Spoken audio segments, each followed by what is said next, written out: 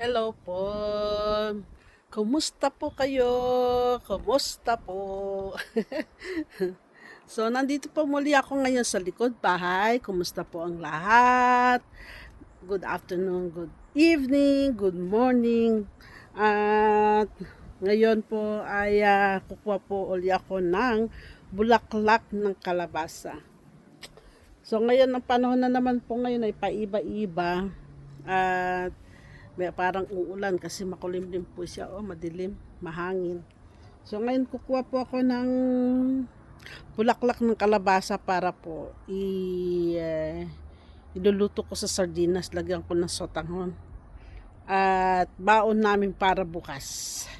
Yan po ang nagkuluntoy na god, nagkuluntoy na. Ayan, nagkuluntoy na siya.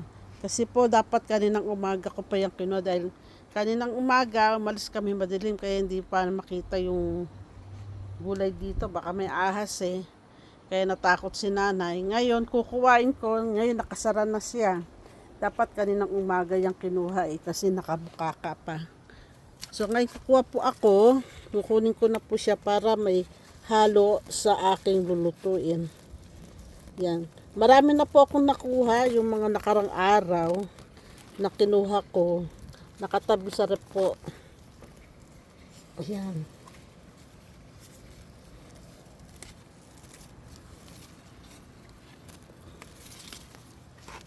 Ayan. Dagdag ko po to sa niluto ko ngayon. Ngayong araw, ngayong gabi. Para may makain kami ni nanay. Kasi gusto ko gulay eh. Gusto ko po gulay. Ayan. Para may dagdag. Marami akong na-harvest nung nakarang araw.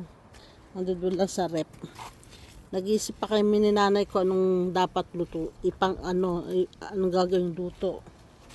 So naisip ko, isa ko sa sardinas. No? Para maiba-iba naman bukod do sa siya masipag siya mamulaklak. Thank you kalabasa. Masipag siya mamulaklak. Kahit maliit pa, siya masipag magbulaklak. Hindi ko na rin inaano yung bunga niya kasi gusto lang namin ni nanay ay yung bulaklak niya tsaka yung dahon niya. Yan, ang dami nakasara na siya.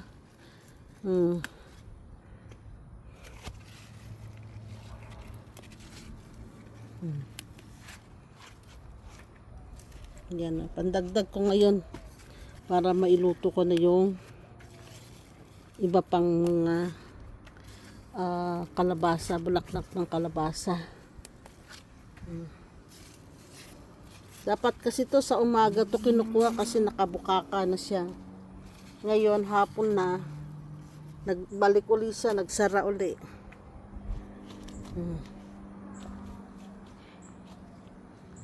Diba, hindi pa bukay. Hindi, kasi nagsarado na yan kasi dapat kaninang umaga natin kinuha yan. Nagsara uli dahil Hindi namin lumipas. napitas kaninang maga, kaya ganyan. Dapat kaninang umaga yan Nagsarado pinatas ulit kasi pa. nakabukaka na sila. Ngayon bumalik uli, nagsarado uli. Yun, yan, nangunguha si nanay. Nag-nap kami kasi galing kami sa trabaho, napagod, nakatulog hanggang sa nagising kami, nagutom.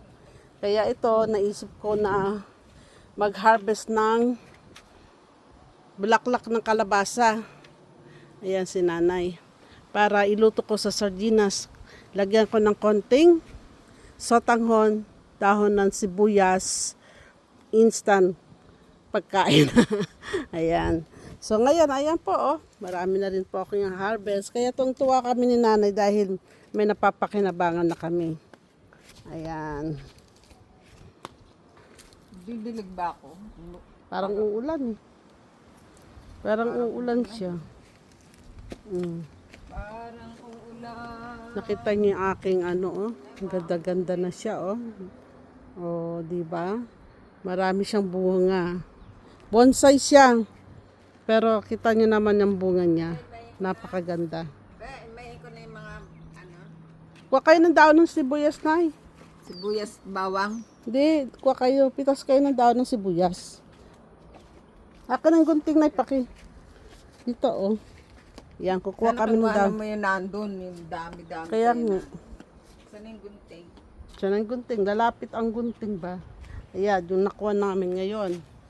Tapos meron pa sa rep. Ngayon, luluto ko siya para may ulam kami ni nanay. Kuha muna kami ng daon ng sibuyas. Na ito yung malalaki mo, nanay. Yung malalaki. Yan. Ano yung dyan po? Ito, oh. Yan. Yan. Kuha ka pa ng marami, nay. Hindi. Kukuha ko Ayan, na. kunin nyo na rin yan. Saka yun, oh, yung malalaki doon. Yan. Yung malaki doon. Ayan. Yan, tama na po yan. Tama na yan. Ano pa? Tama na yan. Ayan, tapos lalagyan natin ng sotanghon. Ito, kuhain ko na rin. Lagay natin ng... Tama na yan, marami na yan. Ito na. Yan. Marami pa po siyang bulaklak. Marami Lagay ko pa na siyang yung gulay bulaklak para bukas, susunod pang araw. Maano siya, masipag magbunga. Ay, mamulaklak. Wala pa palang bunga, puro lang si bulaklak. Yan po. At maghihimay na kami, maghihimay na si nanay. At ako ang magluluto. Yan po ang aking mga sitaw. Diba? Bonggang-bongga na sila. Masigla sila, ano? Malusog. Dahil sagana sila sa ulan. Ayan po. At ayun, iluluto ko na po yung kalabasa. Yung bulaklak ng kalabasa. So, yan lang po, sandali lang.